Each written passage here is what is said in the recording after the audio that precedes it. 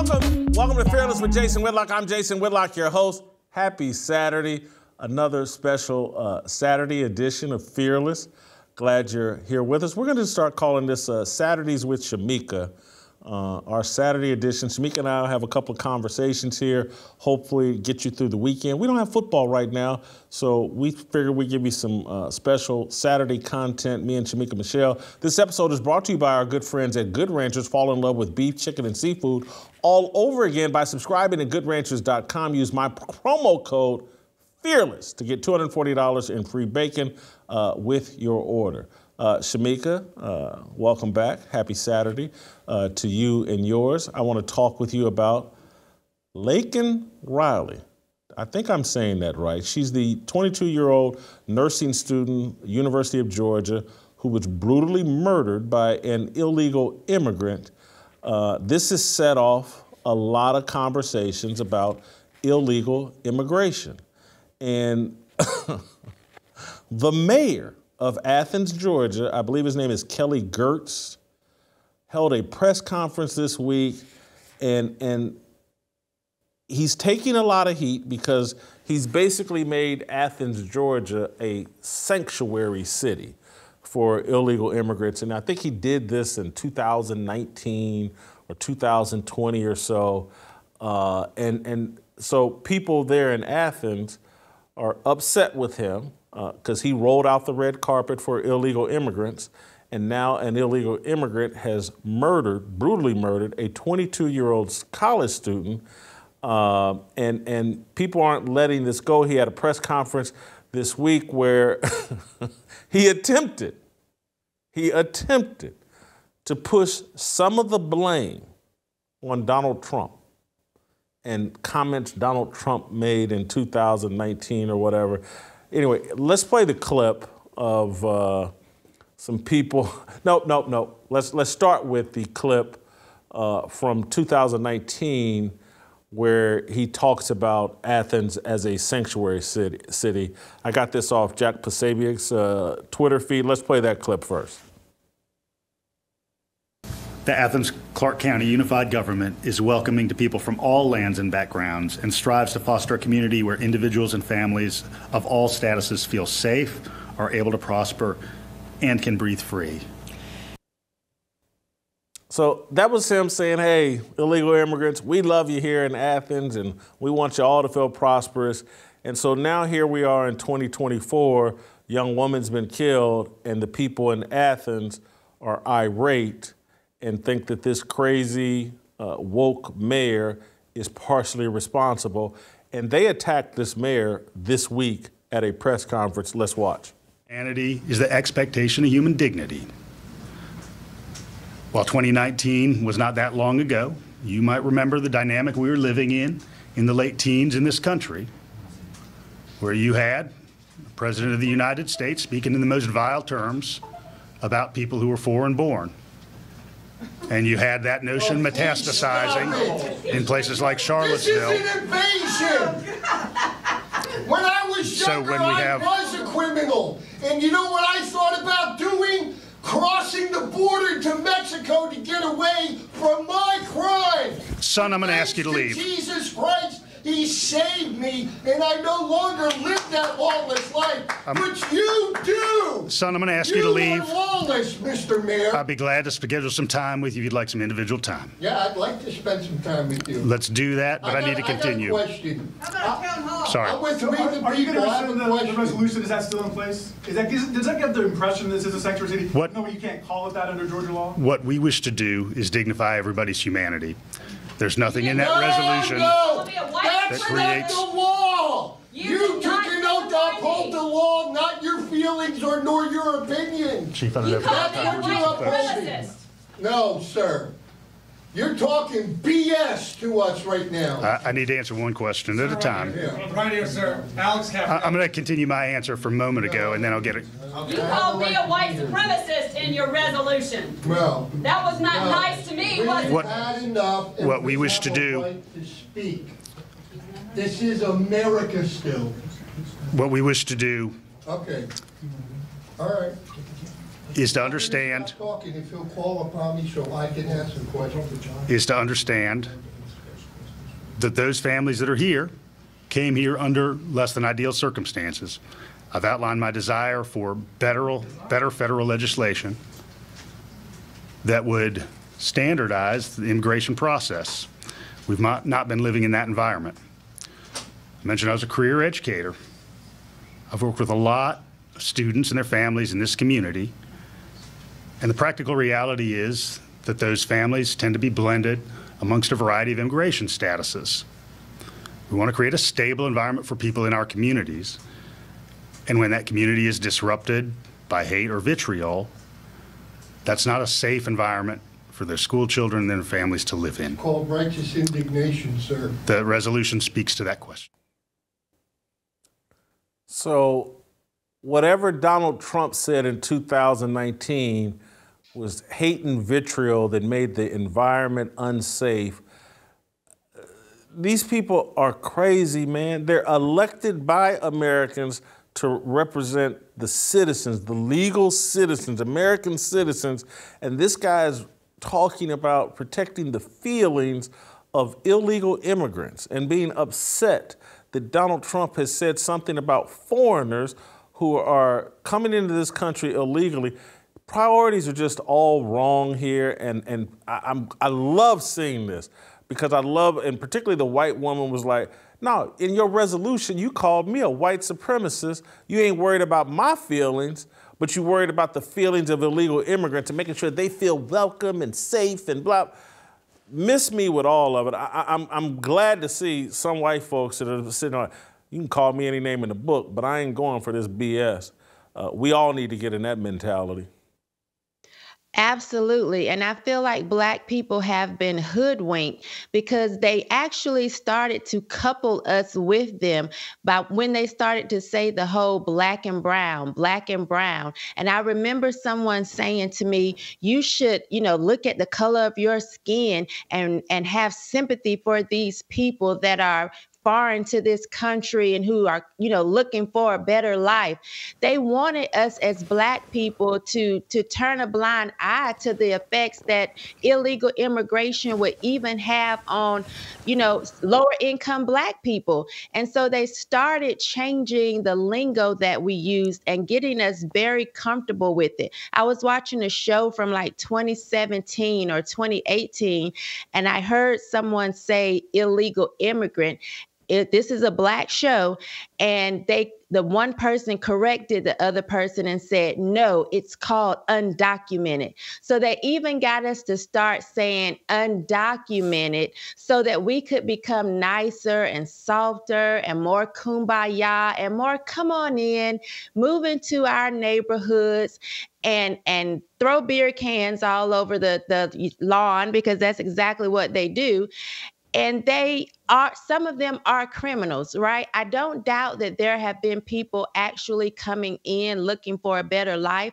But when we look at what's happening at the border now, these are military age men crossing the border. You don't see that many children with them and women with them. What is happening? And we have closed our eyes for so long. Now I'm hearing Black people speak up about it. My uncle, before he passed a couple months ago, he said to me, I'm going to vote Trump this coming election because you were right.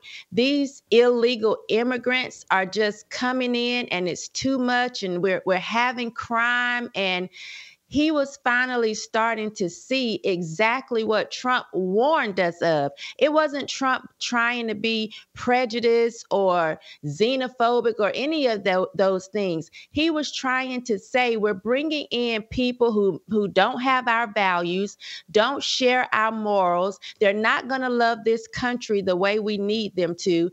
And it was a warning. And so for this man to actually try to backtrack and not take accountability for opening his city up to this is a shame and a scandal. And I feel so bad for that girl's parents because, we don't want to take tragedy and actually use it for political gain. But right here is a great example of what people have been saying for a long time. These people coming in here, a lot of them have different values, and we have no idea how many of those are now circulating throughout our cities because we refused to do what we needed to do a long time ago, and that is shut the border. The turn of phrase that they've used to fool people of color, that's the one that gets me. This whole big umbrella, people of color, and then people of color somehow turns into LGBTQ as well. Mm-hmm. But let's just stick with the people of color deal. The game that's been played is we've been programmed to believe everything in our best interest is anti-white. And so the more we bring in people of color, well, that hurts white people, and that's good for us. I've just never seen that be the case in terms of like something that hurts someone else somehow is good for you. Maybe if we're in a boxing match, maybe that's true. But if we don't go back to people of Christ and people that share our values, we're making fools of ourselves, and we're jeopardizing the future of our young people and kids.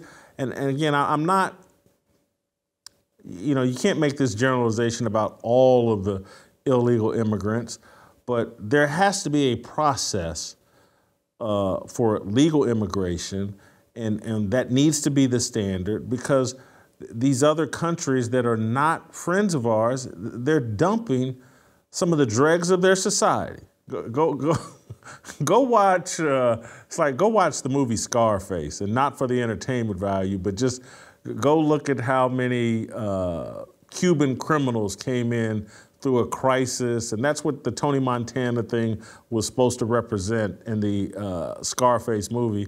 And through all this illegal immigration, these countries are able to empty out some of their worst prisoners and send them up to cause chaos here in America, and it's just factually true. And then even, let's say the good guys, who maybe not all these guys are good, but when someone illegally immigrates into your country, they're so compromised and so desperate that eventually they're going to cut corners.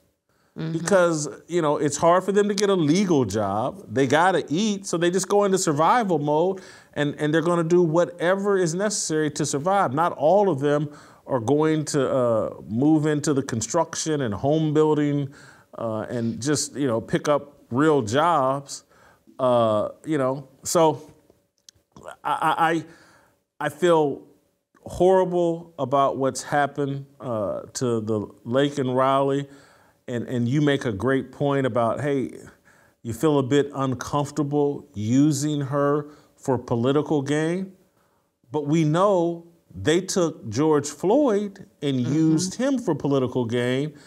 Why shouldn't we turn Laken Riley into something positive and build statues of her and use her for political gain that protects all of us?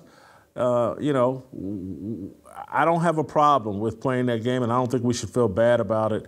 And the fact that she has galvanized that a young woman, a nurse. When you think about a nurse, that they're servants. A nursing student getting murdered and slaughtered in this way. If that's what it takes to get people off their rear end and just say, F it, I don't care what you think about me, I'm standing up for what I believe in, I'm happy and want to turn this negative into something positive. Absolutely. They got us to believe as Black people that white people didn't want other people coming in because they're afraid of being replaced. We kept hearing this whole replacement theory. That's the only reason they want to keep people out. They're afraid of being the minority instead of the majority. And it's just so silly because now we actually see that's not what it is at all. It was never about that. It was about our country being able to withstand. People don't even see it from an economic standpoint that we can't have all of these people coming in. Like you said, everybody's not in the construction business. And yes, they are going to try and cut corners. If you come here illegally, you're already trying to cut corners. And what makes me so upset with Black people is what happens to you when you commit a crime? You go to jail. So how is it they got you to believe that these people coming in illegally were not committing a crime? And instead of you saying, hey, I'm sorry, buddy, these are the laws, you need to stay in your country and do things the right way, we have Black people, changing our vocabulary. It's undocumented, or I see signs around neighborhoods, no human is illegal. They are illegal if they are here illegally, and that's just what it is. And so I want people to stop buying into the foolishness that we have to accept this, especially people that understand when we commit crimes here in our country, we go to jail. There's no way these people should be coming across the border and not having to face consequences. Shemeka, I want to lighten up the conversation a little bit. I think it's a lighter conversation. I want to talk a little bit about Meek Mill. Meek Mill has caught up in some controversy here as it relates to P. Diddy. He's been linked to P. Diddy, or P. Diddy's link has been linked to Meek Mill.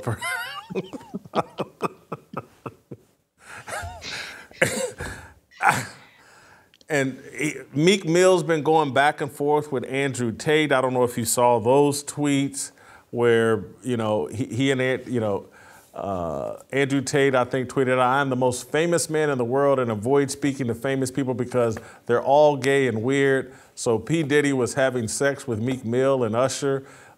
Meek Mill then replied, "Was you sex trafficking women? The F wrong with you, Brody?" This thing is, it doesn't surprise me. I want to play you this clip of just Meek Mill talking with someone else about their prison experience. And this is why young people, you got to avoid prison because it changes your whole perspective. It changes your whole conversation, changes your mindset.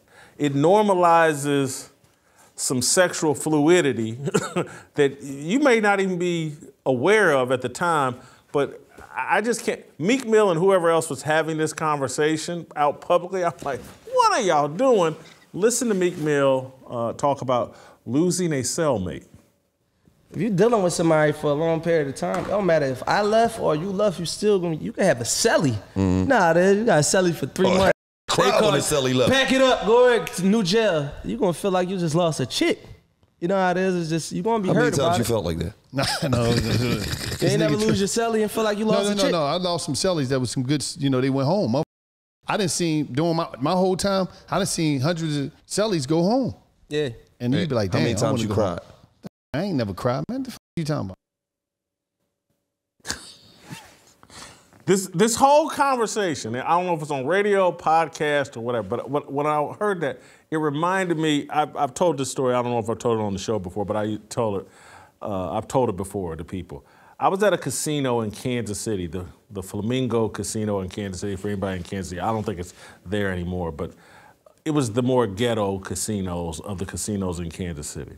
I'm at the craps table, and there's these big, lack of a better description, thuggish dudes all around the crap table. And they're talking back and forth across the craps table.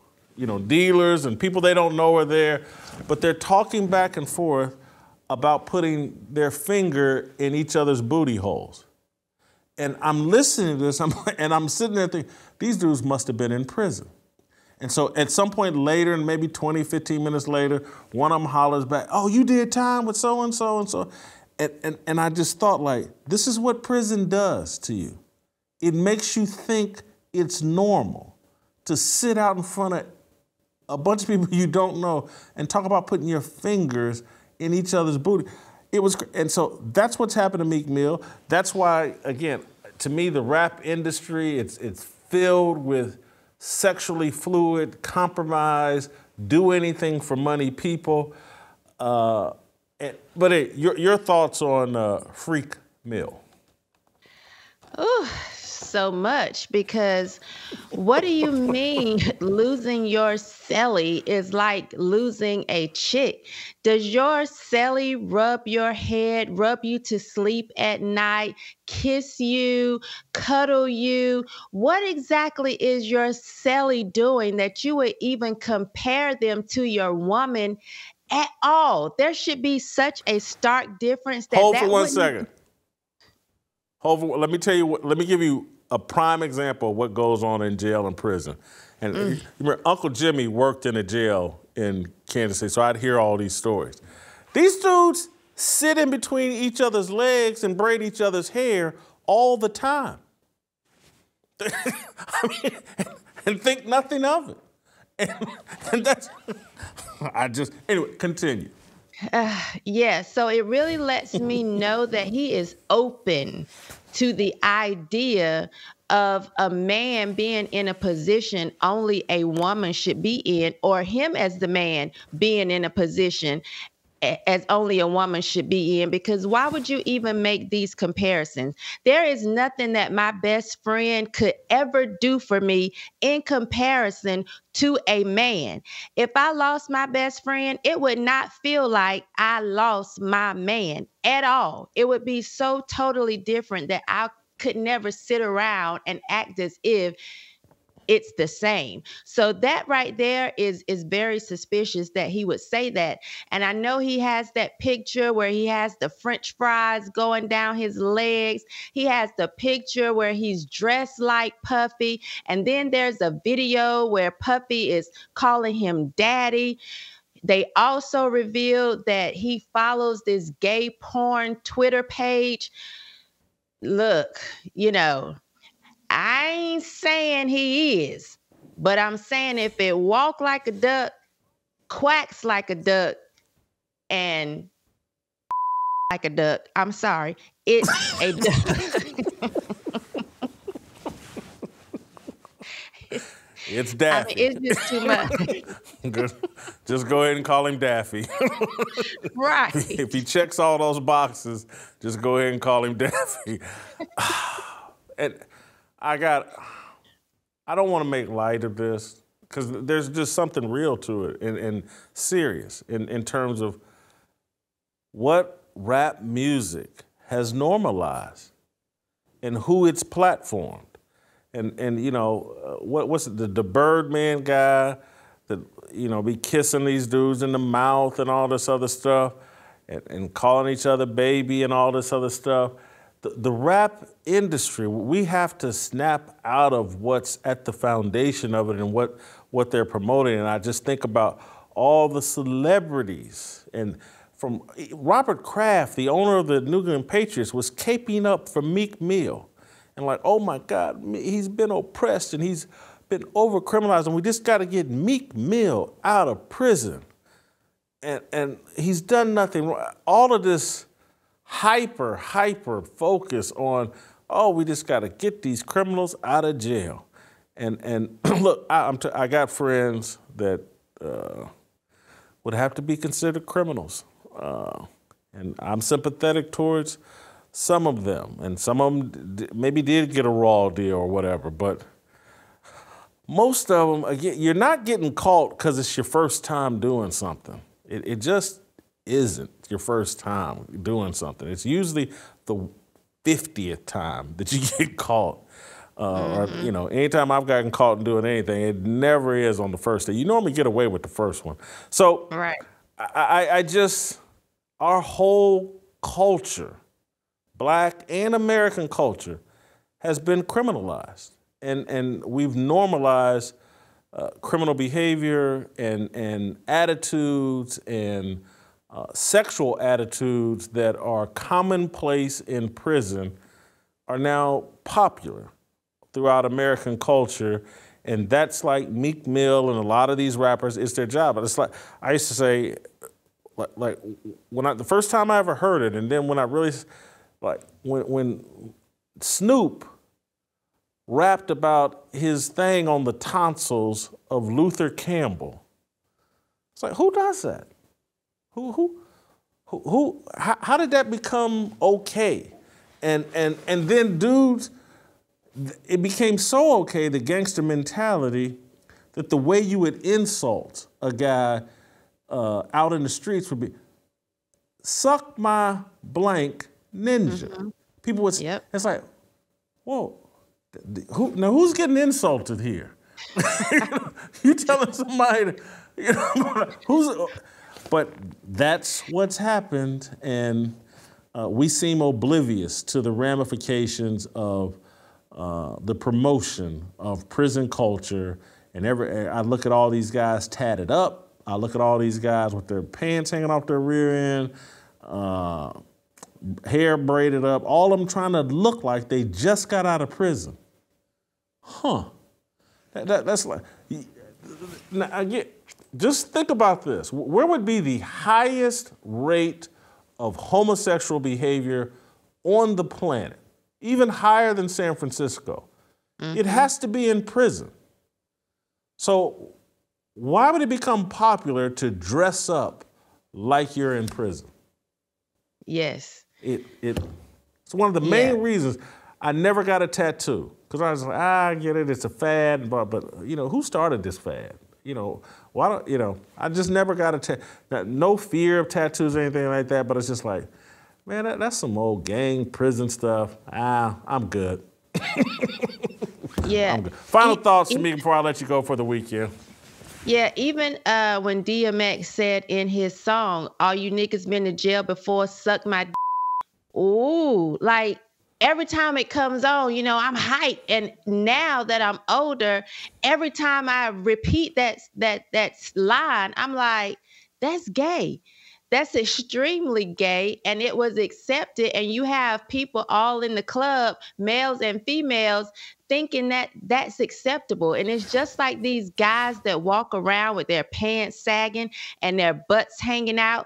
That is gay. I have never once seen a man with his butt out and thought to myself, oh my God, he's so fine. Look at the curve of his butt.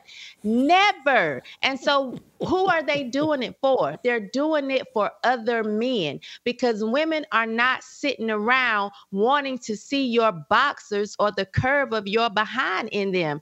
That is gay. And the fact that we don't ridicule these people, or at least tell them this is what it is, right? Because a lot of these kids won't even accept that this is homosexual behavior, and they'll constantly say, I'm not gay or no homo. Well, no, it is homo, very homo, super homo, that you're walking around with your behind hanging out, because women are not interested in that at all. You're doing that for men. Even when they sit and take these pictures and post them online with their shirt off, you're not doing that for us. I might look at your abs and think, oh, those are nice. You are doing that for other men, kissing into the camera, squinting your eyes. I see y'all. Somebody else may not notice it, but I see it. Shirt off ninjas is what I call them. But anyway, thank you, Shemeka. We'll see you next week. We'll play some tomorrow. We'll see you on Monday. Waiting for the countdown, coming off the breakdown, standing in line for freedom. Looking for a breakout, feeling like a standoff, nothing in life like freedom. Came like a fighter, striking like a ladder, making all these moves for freedom. I want freedom.